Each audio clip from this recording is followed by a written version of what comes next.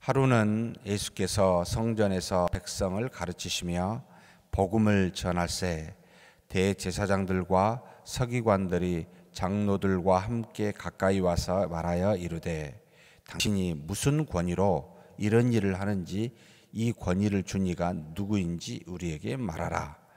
대답하여 이르시되 나도 한 말을 너희에게 물으리니 내게 말하라. 요한의 세례가 하늘로부터냐 사람으로부터냐?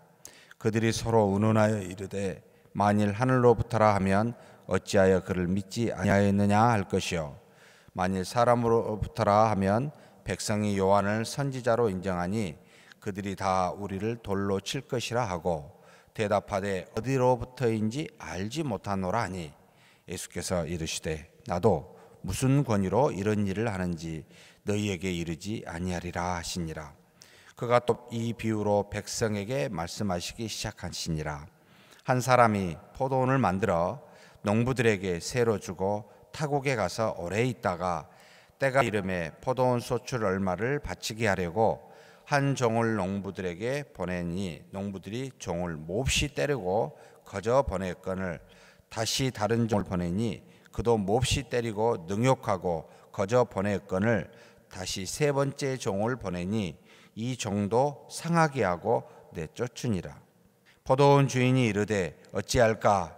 내 사랑하는 아들을 보내리니 그들이 혹 그는 존대하리라 하였더니 농부들이 그를 보고 서로 의논하여 이르되 이는 상속자니 죽이고 그 유산을 우리의 것으로 만들자 하고 포도원 밖에 내쫓아 죽였느니라. 그런즉 포도원 주인이 이 사람들을 어떻게 하겠느냐? 와서 그 농부들을 진멸하고 포도원을 다른 사람들에게 주리라 하시니 사람들이 듣고 이르되 그렇게 되지 말라지다 하거늘 그들을 보시며 이르시되 그러면 기록된 바 건축자들의 버린 돌이 모퉁이의 머릿돌이 되었느니라 함이 어찌미냐. 무릇 이 돌 위에 떨어지는 자는 깨어지겠고 이 돌이 사람 위에 떨어지면 그를 가루로 만들어 흩으리라 하시니라. 서기관들과 대제사장들이 예수의 이 비유는 자기들을 가리켜 말씀하신 줄 알고 즉시 잡고다 하되 백성을 두려워하더라. 이에 그들이 엿보다가 예수를 총독의 다스림과 권세 아래에 넘기려 하여 정탐들을 보내어 그들로 스스로 의인인 채 하며 예수의 말을 책잡게 하니 그들이 물어 이르되 선생님이여 우리가 아노니 당신은 바로 말씀하시고 가르치시며 사람을 외모로 취하지 아니하시고 오직 진리로서 하나님의 도를 가르치시니이다. 우리가 가이사에게 세를 바치는 것이 옳으니까 옳지 않으니까 하니 예수께서 그 관계를 아시고 이르시되 데나리온 하나를 내게 보이라. 누구의 형상과 글이 여기 있느냐? 대답하되 가이사의 것이니이다. 이르시되 그런즉 가이사의 것은 가이사에게 하나님의 것은 하나님께 바치라 하시니 그들이 백성 앞에서 그의 말을 능히 책잡지 못하고 그의 대답을 놀랍게 여겨 침묵하니라. 아멘.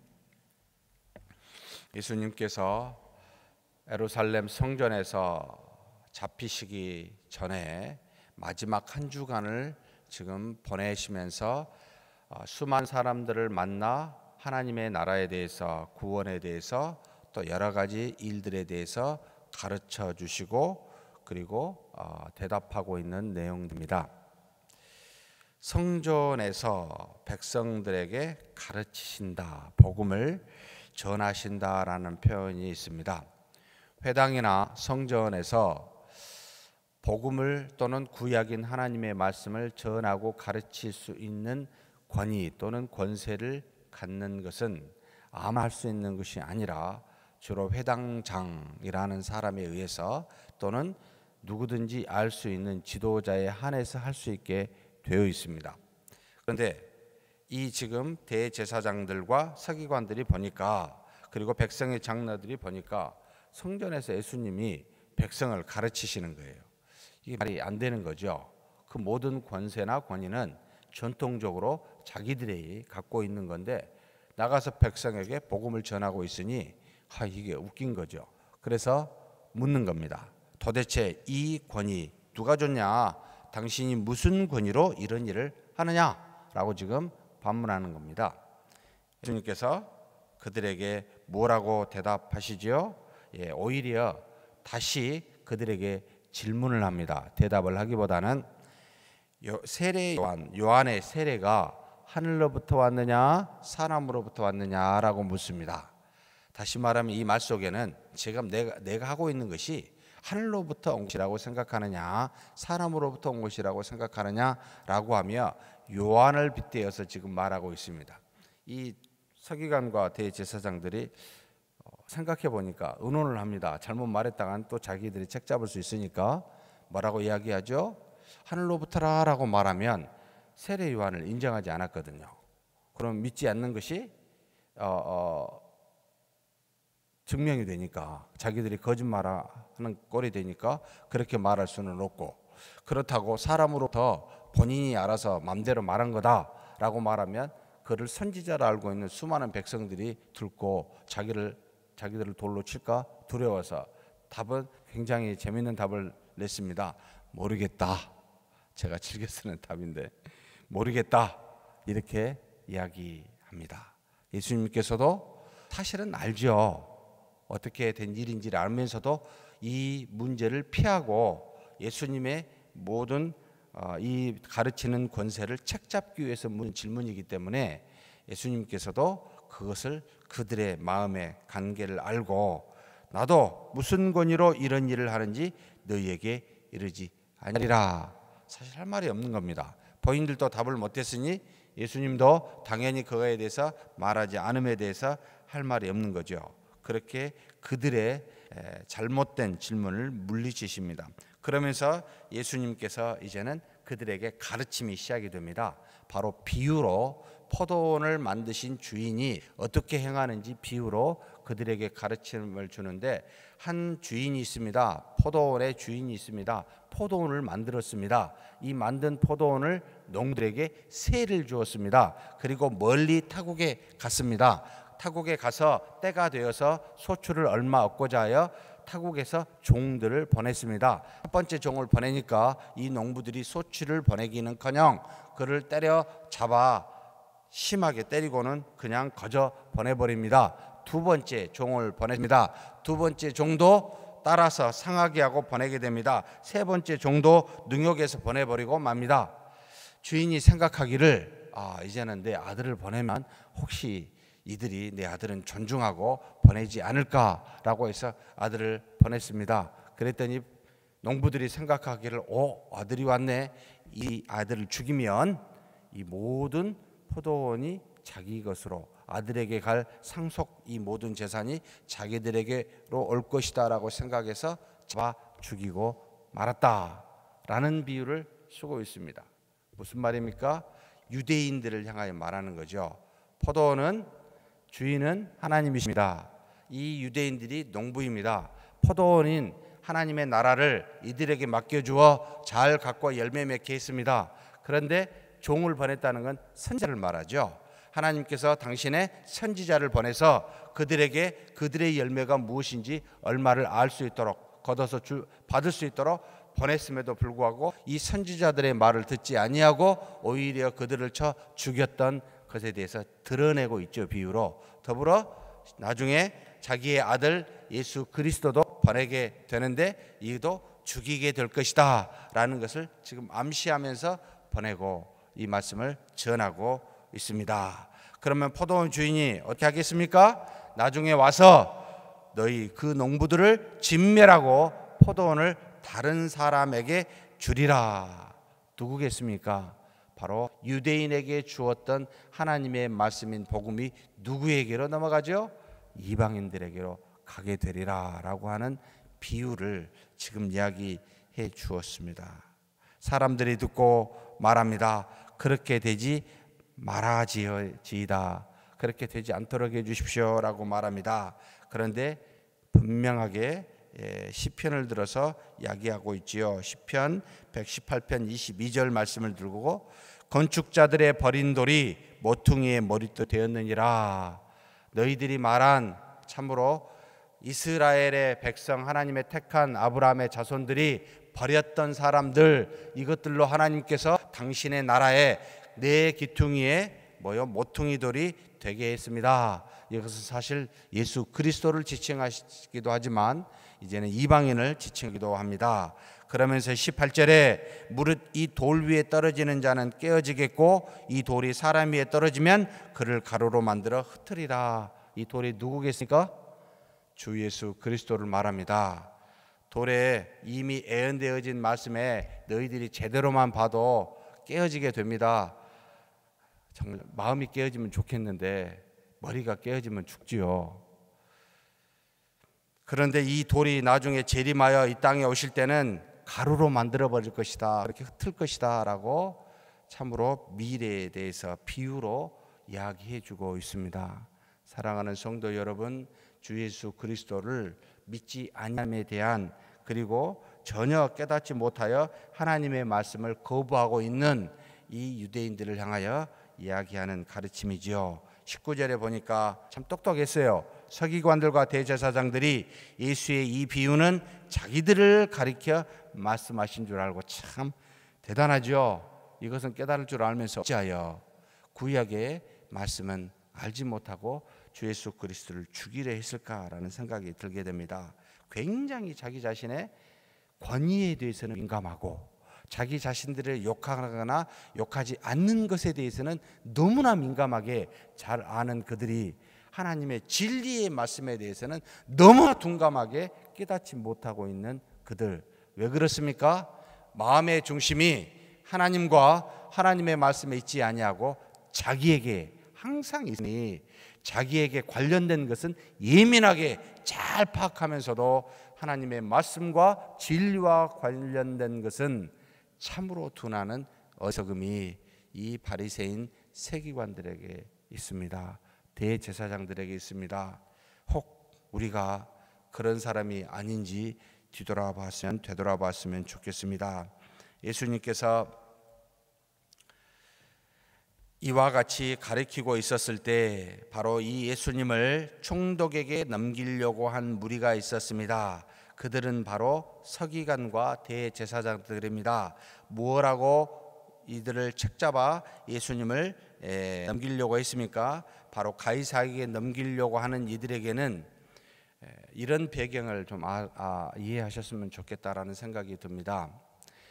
이 바리새인과 바리새인의 가르치는 서기관과 그 위의 율법사들은 모든 모세 오경과 모세가 준 구전으로 준 미시라가 굉장히 중요하였기에 로마 시대의 앞저의 속국으로, 한마디로 식민지 상태에 있는 이 이스라엘의 자신들의 형편에서 유대교만큼은 온전히 말씀을 들고 민족적인 정신과 아울러 이 유대교를 번창시키고자 하는 것이 굉장히 마음에 강했습니다.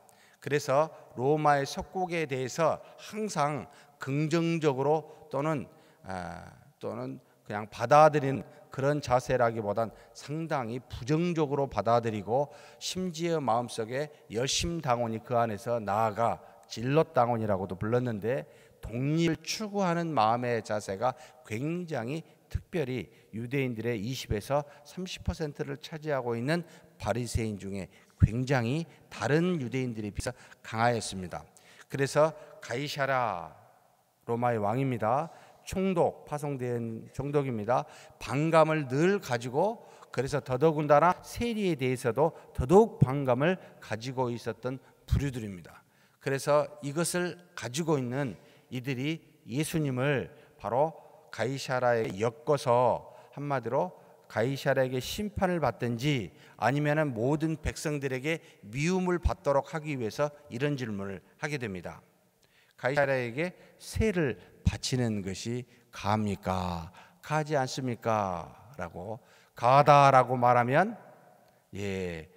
로마의 속국의 앞잡이라고 얼마든지 비난할 수 있는 유대교적 전통을 갖고 그렇게 사람들에게 말할 수 있고, 가하지 않다라고 말하면 고소할 수가 있죠. 유대교의 인으로서 로마의 속국에 있는데 세를 바치지 않는 이와 같은 사람은 로마의 법률에 위배되는 사람이니 심판하십시오라고 어떤 이야기를 하든지 간에 이 예수 그리스도는 바로 이 답에 걸릴 수밖에 없도록 하는 질문을 하게 됩니다. 예수님께서 뭐라고 대답하시지요? 데나리온을 가져오라. 이 데나리온에 누구의 그림이요? 누구의 글이냐라고 물으니까 가이사라의 것입니다. 그러니까 예수님께서 뭐라고 대답하십니까? 가이사라의 것은 가이사라에게, 하나님의 것은 하나님에게 바치라라는 답으로 그들에게 답을 그렇게 줍니다. 무슨 뜻입니까? 사랑하는 성도 여러분, 하나님이 우리만 주장하여 하나님의 나라를 위하여 하나님의 백성만 주장하여 역사하고 계시는 것이 아니라 온 세상을 통치하고 계심을 믿으라, 이 뜻입니다. 우리는 교회 안에 하나님의 백성이 가장 우선된 우리의 정체성입니다만 밖에 나가서도 우리는 이 사회의 한 시민으로 존재합니다. 그곳에서도 하나님의 섭리가 있어 필요한 사람들을 세워 사회가 질서 있게 법에 따라 통치되어지도록 권세를 허락하였습니다. 그러니 그 모든 권세도 하나님의 주권 안에서 허락한 권세이니 곧 그것에 굴복함이 맞습니다. 그러니 밖에 있는 나가 있는 비록 현재의 속국으로 있어 가이사라의 통치를 받지만 그러나 그것에 따라 여러분도 따라 순종하십시오. 물론 이 모든 것이 하나님의 법과 어긋나게 될 때는 BC가 아니고 16세기의 칼빈의 기독교의 광해에 의하면 그때는 그것을 듣지 마십시오. 분연히 일어나 여러분 그 권력에 저항하십시오. 그러나 그 저항은 물리적인 저항이 아니라 하나님의 뜻이 아닙니다 라고 말하는 그런 여러분 그 뜻을 드러내는 저항을 하십시오 라고 분명하게 이야기를 합니다. 그러나 그렇지 아니한 세상의 질서와 세상의 모든 사람이 함께 살 수 있는 그와 같은 것이라면 얼마든지 그 권세에 순복하여 따라감이 맞습니다 라고 가르치는 것입니다. 사랑하는 성도 여러분, 하나님은 교회 안에만 계시는 것이 아니라 밖에도 계십니다. 교회 안에서만 우리에게 역사하시는 것이 아니라 밖에서도 얼마든지 역사하고 계십니다. 밖에서는 어떻게 역사하십니까? 모든 죄가 편마하여 믿음의 사람들이 하나님의 나라의 일을 할 수 없을 정도로 죄가 편만하지 않도록 억제 누르고 계신다. 이것을 일반 은총이라고 부르고 있습니다. 그래서 해와 비가 사람을 가리지 아니하고 비치고 내리듯이 하나님의 섭리 안에서 만물이 생존하고 생육 번성 충만하듯이 하나님의 역사는 모든 것에서 이루어지고 있음을 기억하라라는 가르침이 이 안에 숨어 있습니다. 그러니 하나님의 것 뭐죠? 하나님의 것, 하나님의 것은 하나님께 드리라. 하나님의 것이 뭐죠? 모든 겁니다. 하나님의 것이 아닌 게 뭐가 있습니까? 우리의 것이 뭐가 있습니까? 하나님이십니다. 우리는 하나님이 우리의 소유입니다. 그리고 하나님이 아닌 모든 것은 전부 다 하나님의 것입니다. 하나님만 소유하십시오. 나머지는 하나님의 것입니다. 하나님의 뜻에 따라 다 드리십시오. 그분이 가장 소중합니다. 그분만 있으면 됩니다. 그러니 나머지는 하나님께 드리시고 필요한 건 가이사라에게 세상에 나아가 세금도 정확하게 내십시오. 떳떳하게 삶이 사는 것이 맞습니다. 이게 우리에게 준 가르침이라는 거죠. 그러면서 그 다음에 한 가지 더 사두개인들이 우리가 읽지 않았습니다만 그들에게 나와서 부활에 대해서 논쟁을 합니다. 부활에 대해서 뭐라고 이야기를 하냐면 자, 모세의 율법에 이와 같은 말씀이 있습니다. 신명기 25장 5장 말씀인데 모든 재산은 반드시 후손에게, 자손에게 가게 되어서 이스라엘 백성, 특별히 하나님의 자녀 백성 안에 빈부의 격차를 없애도록 이 모든 땅을, 재산을 사고 파지 못하도록 했습니다. 부득이하게 사고 팔 때는, 신년이 될 때는 반드시 다시 원주인에게로 돌아가게 되어 있는데, 가장 결정적인 문제가 어떤 문제가 있냐면 후손이 없을 때예요. 이 후손이, 모든 재산이 후손에 따라 전가되게 되어 있는데 후손이 없으면 이것이 사라져버리고 맙니다. 그래서 이것을 방지하기 위해서 후손이 없이 죽게 되면, 큰 형이 먼저 죽었어요, 자손이 없이. 그러면 둘째 아들이 바로 이 큰형의 부인을 취하여 아들의 후손을 주어 큰형에게 해당되는 그 모든 재산을 그 자녀에게 갈 수 있도록, 누릴 수 있도록 하는 전통이 이 율법 안에, 신명기 25장 안에 적혀 있습니다. 그래서 이것을 알고 있는 사두개인 대제사장의 그룹들이 묻습니다. 7형제가 있는데 모든 형제가 전부 다 이렇게 했는데 후손 없이 죽었습니다. 나중에 부활이 있다고 하면, 만약에 부활하여 이 부인이 도대체 누구의 아내가 되겠습니까? 후손 없이 죽었다가 다 이 여자도 죽게 되었을 때 부활이 되면 누구의 아내가 되겠습니까? 라고 말하면서, 이런 불합리한 것이 어디 있습니까? 그러니까 결국 부활은 없다 이거죠.